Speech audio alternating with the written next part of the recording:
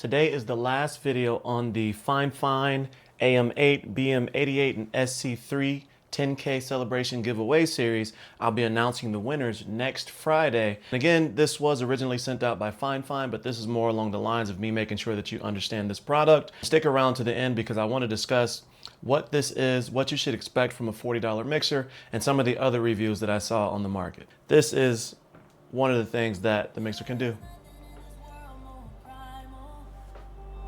My love for you. If you meet somebody else that's a rival, that much is true. Yeah, I know you said, baby, this is final, and I blame myself. All that's left of me now is an animal, and I cry for help.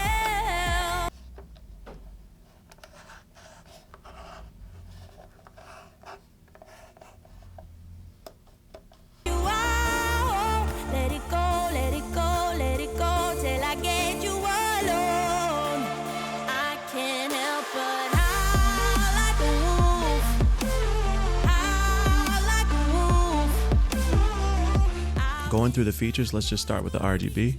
If you hit that RGB button, you're going to change the RGB features. Oh, that one's kind of nice.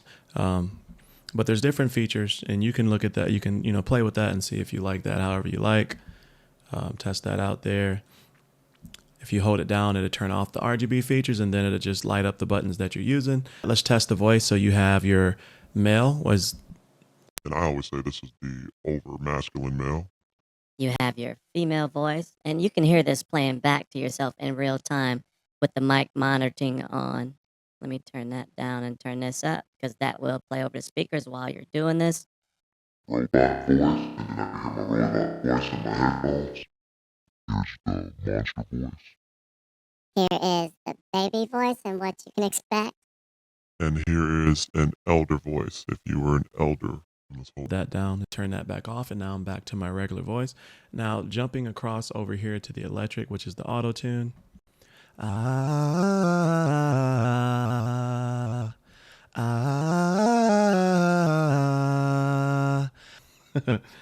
how that works. I don't know how accurate it is, but for a gaming stream and things like that, I mean, you're not trying to make actual music with this thing for the most part. You can, but that's not the priority of this. So that is what it is. And then the 48-volt Phantom, it is what it is.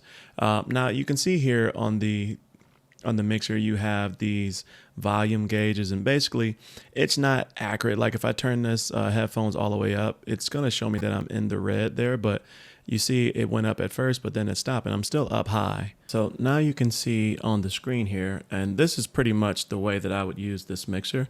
I had the FiFine SC3 mixer plugged into my OBS settings right here, and if I was going to be doing a game or a stream, this is typically what you would see here. And so when you look at the FiFine SC3 here on the actual mixer itself, on the face of the mixer, you'll see these volume rockers or volume levels right here, but they're not all the way accurate. But I don't see that as a huge problem because typically if I was going to be doing a stream, I would be doing it through the OBS or something like that anyway, right? Like this doesn't have standalone online features, and so you're going to use this in tandem with an OBS, right? And so again, in real time, all of the features still work. So if I wanted to change my voice while I was doing this, I could still do that, and it would change automatically in OBS. Yes. So you have different ways to bring in audio. Obviously, I have a line in right now, which I'm using XLR. You can use a 1/4 inch there as well for the microphone input, and I'm using the FiFine AM8 dynamic microphone. So now I have my Astro, my Logitech G Astro A30s connected,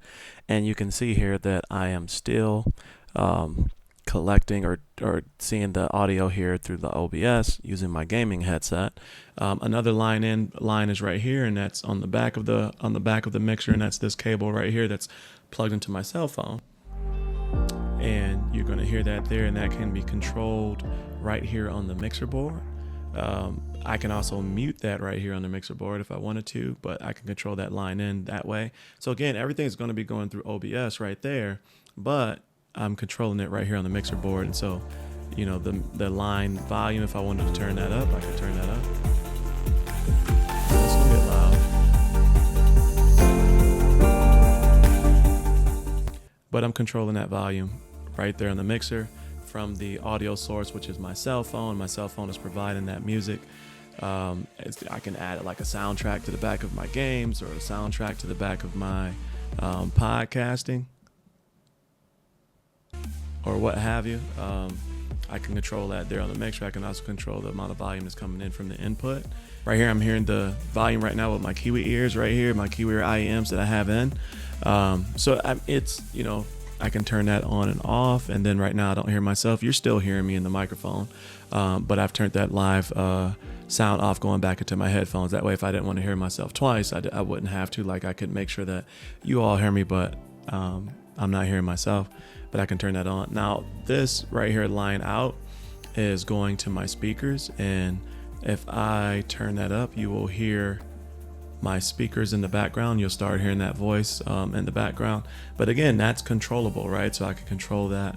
Now, as far as, you know, trying to control the PC volume or PC, like I saw one of the complaints was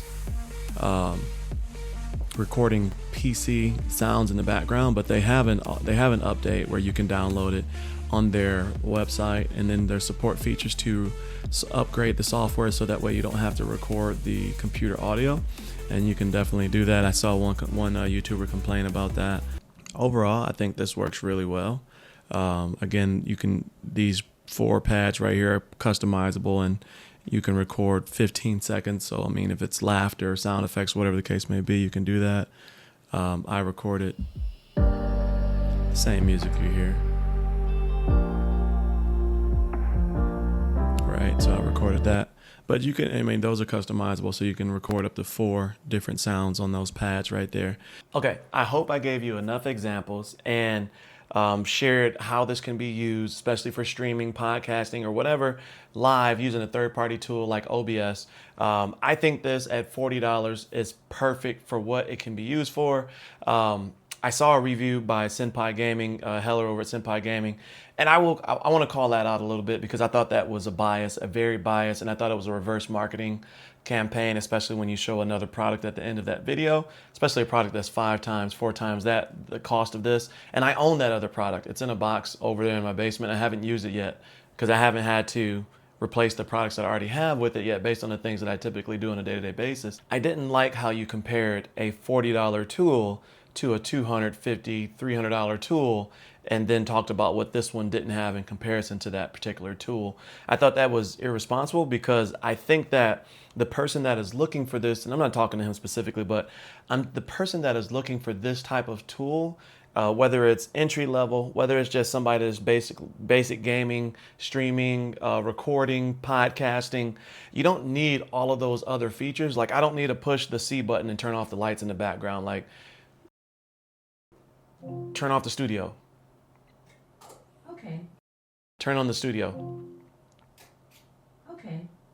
Like that works just as fine, right? Like, and that's not even necessary. Most people just turn on their lights and just go, right? I always say, in order to make the right decision on whether or not this product is going to be for you, determine what are the actual needs of your use case, what are the like to haves, and then compare those two things to the features in this thing. So if you need something that can control a microphone, check. If you need something that can control independent headphone volume, check. If you need something that can control independent line in volume, check. There's independent line and mutes for all of these specific inputs, and there's about 4 sitting here.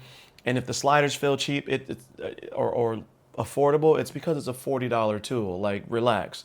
But let me get off my soapbox here. This is a great product, and it has a lot of features that most of us won't even use for just straightforward gaming. When you see reviews like that, please just do your own research, compare your use case versus the features, and then go from there. I thought that was very biased and irresponsible. But again, let me get off my soapbox. I'm going to be announcing the winners of the 10K subscriber celebration giveaway next Friday, December 1st. So make sure you tune in to whatever video launches next Friday for that.